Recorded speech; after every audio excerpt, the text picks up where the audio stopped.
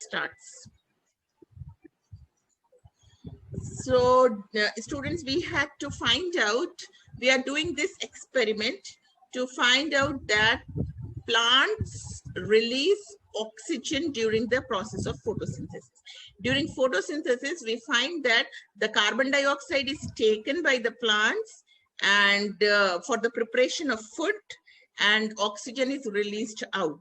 So we have done that 1 moles half leaf experiment to prove that carbon dioxide is required for photosynthesis.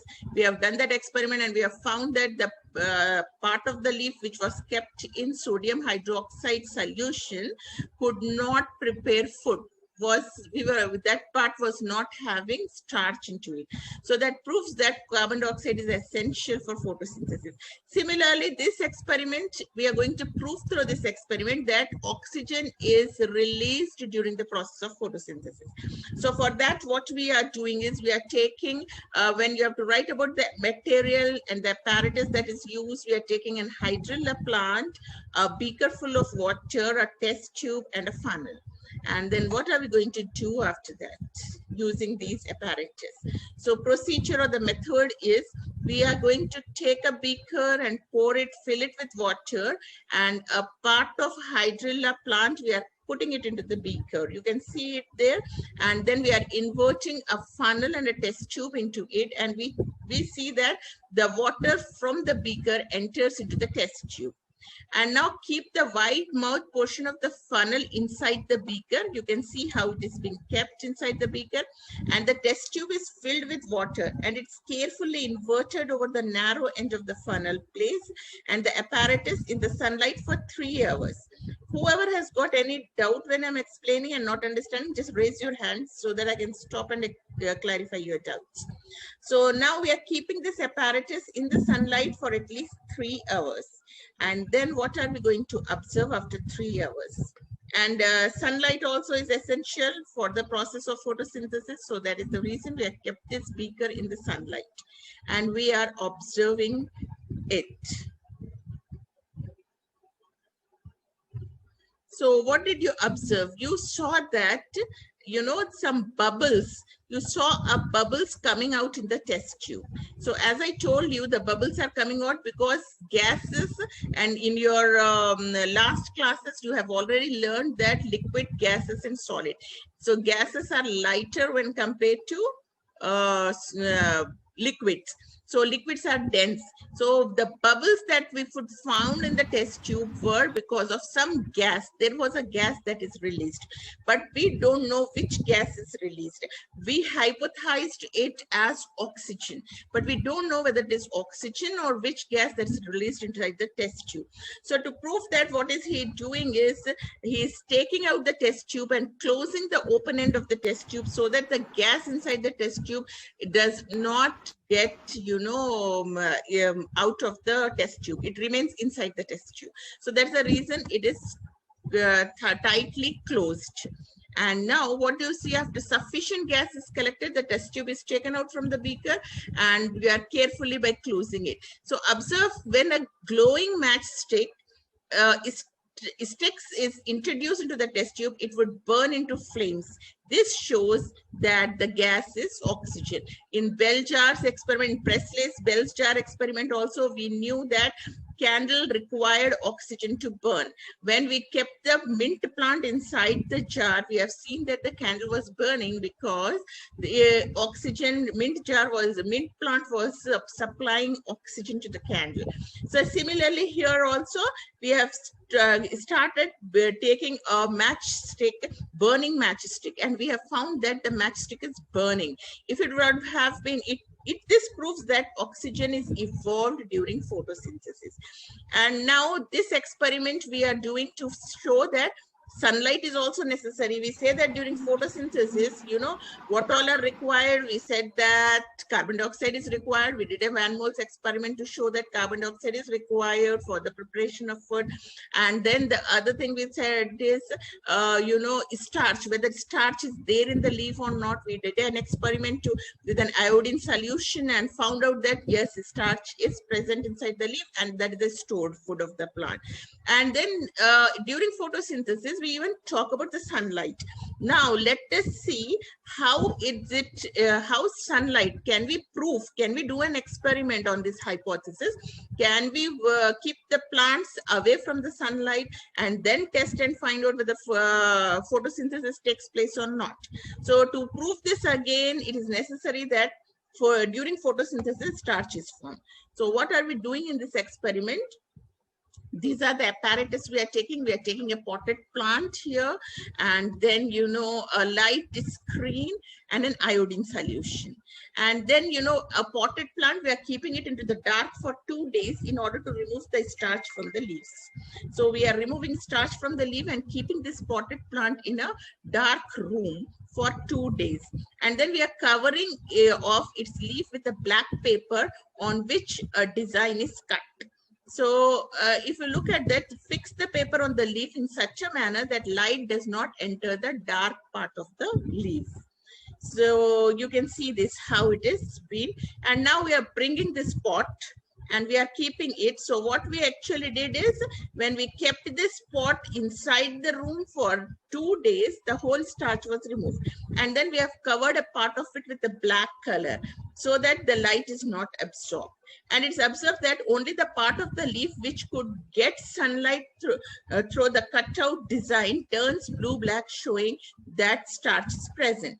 So for starch experiment, you have seen that the same experiment we have to do earlier, which we have done to find out in the starch. Can anybody repeat what have we, how did we do that experiment? Ashas, can you please explain? To test that starch is present in the leaf, what experiment have we done? Yes, ma'am. First, we keep the potted plant in the darkness for 2 days, and then we kept it in the sun. Okay. No, not this experiment. I'm saying earlier, to find out that starch is present in the leaf. What was that experiment we did?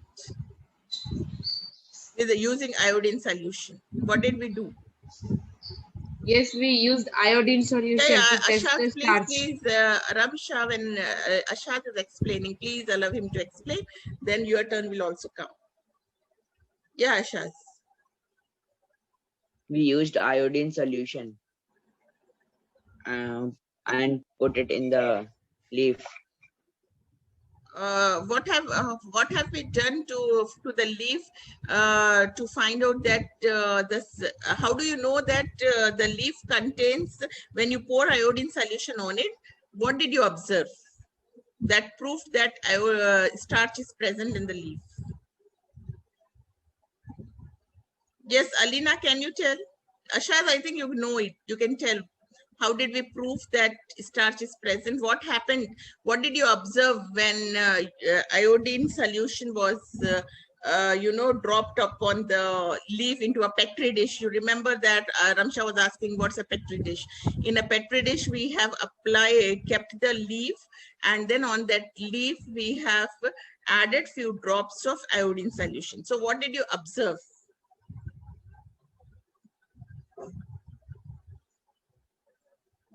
Which indicates that it contains starch. Alina, can you answer this? Yes, ma'am. Yeah, ma'am. We boiled that leaf in methyl spirit. Yes. And after that, we took out that leaf and put it on the Petri dish. And we added few drops of iodine in that. So it indicates that it have carbohydrates. It contains starch. Very good. But what was the indication? How did you get to know that it contains starch? It turns into navy blue color. Very good. So this is what you have to observe.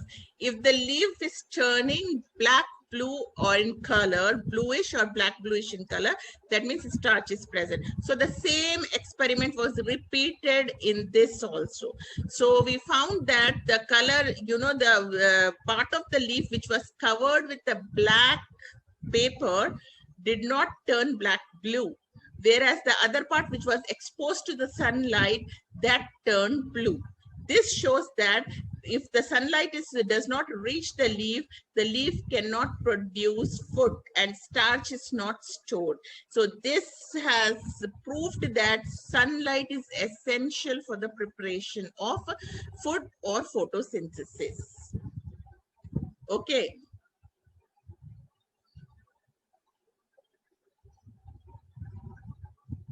Now, if you look at Langenhaus, proposed that only green plant part, okay, of a leaf is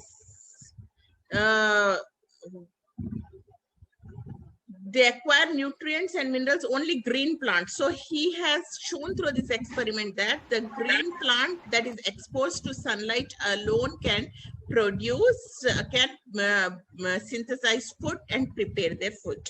Now, similarly, what they are doing is they acquire nutrients like minerals and water from the soil and carbon dioxide from the air. So let us see how the plants prepare. We call them the autotrophic nutrition.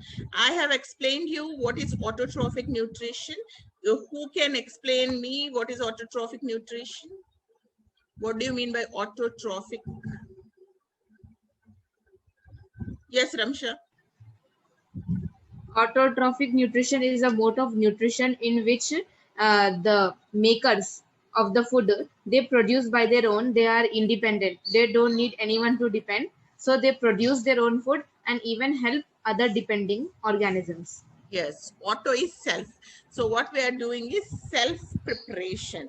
So very good. So you all understood that plants prepare their own food and they're capable of producing complex compounds like carbohydrates, proteins, lipids, etc.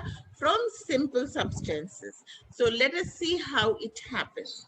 So they are, how are these complex substances are produced? It's very interesting if you look into it. These carbohydrates from the simple glucose that is getting converted, and the food that you eat is produced by autotrophs, and they are providing energy to most of the living organisms and all animals, including human beings.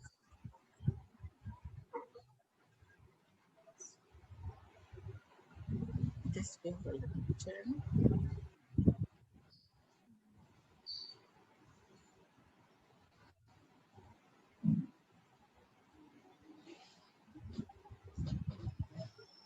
So we are going to see how is this process of photosynthesis actually technically happening inside the plant, and how is this food produced, how is the extra food stored inside the leaf, and it is supplied to all parts of the plant.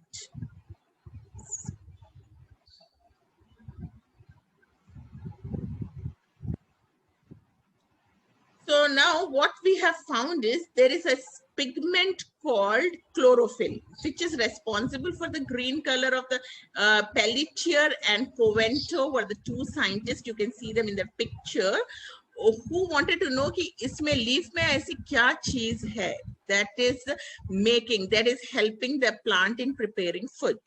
So he found out that there is a green color present in this process of photosynthesis that is passing and that is trapping. You know, when sunlight is coming to that sunlight has to be, you know, this energy has, solar energy has to be converted into a chemical energy. And what is chlorophyll inside the leaf doing? This pigment is trapping the sunlight. This solar energy is trapped by chlorophyll.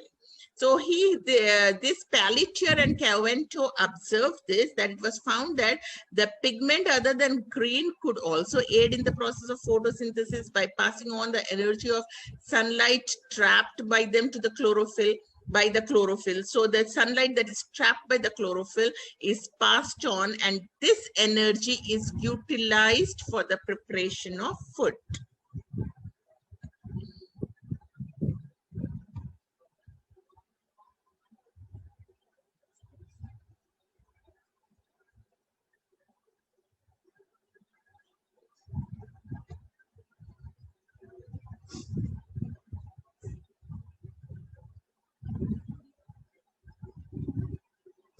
So let us see how this interesting incident is taking place. Where does actually photosynthesis in the leaf takes place?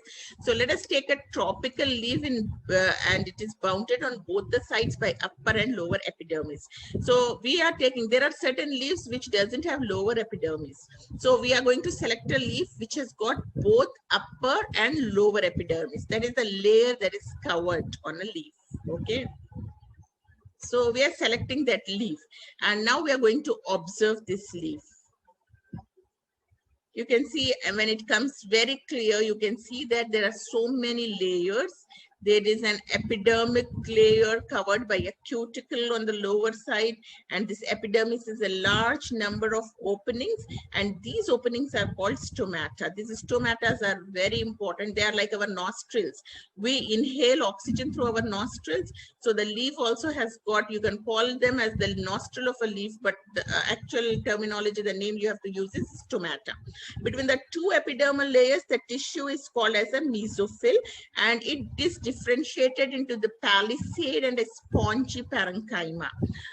This upper epidermis is elongated. Mesophills are called palisade parenchyma, are present without intercellular spaces, and there are more chloroplast. You can see that chloroplast is around it.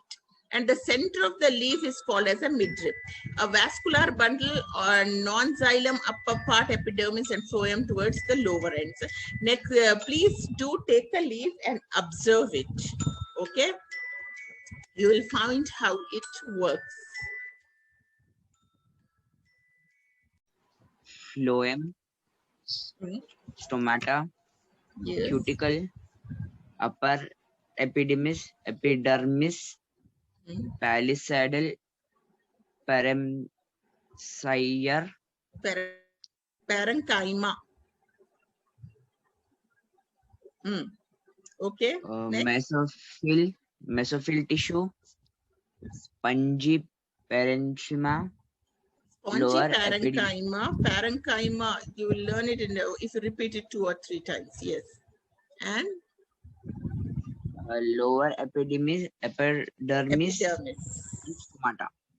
Yeah, so these all are, you know, because they're Greek and Latin names, you are finding it difficult. But if you keep on using this vocabulary again and again, you will easily learn it. So these are the parts of the plants. As I'm telling you, if you remember this, are very thorough in drawing the diagrams, you will get real good marks in your exam. So these are very simple. Don't get scared because of these terminologies which are in Latin and Greek. What is cuticle, parenchyma, mesophyll, this looks very difficult, but this is nothing. They are just the names. Just like if you go to the Greek country, unko Ashas, Alina, Ramsha, Aisha, it look very difficult for them. Unko kitna baar rakhna padega to bhi they'll not be able to say. So this is how it is. So this is nothing to get scared, and you will be able to learn it very easily. So now let us see how it is. Midrib is midrib is the central. If you take a leaf, I want you all to take one leaf. Next class, come with a leaf, so that you know, in that we will see how we will identify the midrib veins and other parts of the leaf. So now we are going to observe chloroplast under a microscope. Yes, Ramsha, what's your doubt? So any kind of leaf. Next class. Any leaf. Any leaf you get, because all the leaves will have midrib veins into it, a big size leaf, so that you will be able to see it. Okay. So let us see that typical chloroplast. We are talking about chlorophyll, and which is compacted into the chloroplast, which is responsible for capturing the solar energy and converting this solar energy into a chemical energy. So we can observe that a typical chloroplast are disc shaped. They are in the form of a disc, and it consists of 3 membranes. The third layer that forms the sac-like structure, and in this side we can see that how the chloroplasts are trapping the sunlight, and here this fluid is filled with a substance called stoma.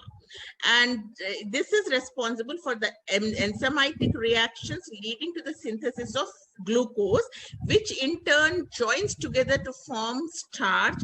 And this chloroplast that is green in color because of the presence of a pigment called chlorophyll, you all know it. And this chloroplast, you know, chlorophyll and other pigments of the chloroplast are fat soluble, and they're located into the liquid part of the called thylakoid. And chlorophyll A is blue green in color, and chlorophyll B is yellow in color. So we get different colored chlorophylls also. Around 250 to 400 pigment molecules are cropped as a light harvesting complex or in the process of photosynthesis. So photosynthesis, there are several events that are taking place in the chloroplast for capturing the sunlight and conversion of light energy into the chemical energy, and splitting of water molecule into hydrogen and oxygen, and then reduction of carbon dioxide into carbohydrates. All this mechanism is taking place during the process of photosynthesis, which we are just eating food without knowing how all these processes are taking place. Now you all know that how important it is that while at the rest called the light independent or dark reactions, and they occur in the stoma. So we are going to talk about light independent reaction or the dark reaction. And in this light dependent reaction, light dependent is a photochemical reaction. That means that itself shows that the plant is dependent upon the light. Without sunlight, it cannot. And there are certain plants also that also undergoes the process of photosynthesis in darkness. So let us see both. So now we are first going to see in this reaction how the light plays a key role. Without light, photosynthesis does not take place. We are going to talk about those light dependent reactions, and it is also called as a photochemical phase. So in this reaction, we see a series of chemicals that occurs in a very quick succession initiated by the light, and therefore the phase is technically called as a photochemical phase. Okay, and in this light reaction takes place in chlorophyll, which contains thylakoids and grana of the chloroplast, and the reaction occurs in several steps. So in this thylakoids, where inside the grana, this light energy gets converted into the chemical energy. So the chlorophyll on exposure to the light energy absorbs photons inside it, and it becomes very active. So this chlorophyll pigment, which is in the low energy state, when electric light energy in the form of photons enters into it and photon absorbs it, it becomes very active. And in the second step, what happens? This energy is used in splitting the water molecule into two components, and this is called photolysis. Again, photo means light, lysis means breaking.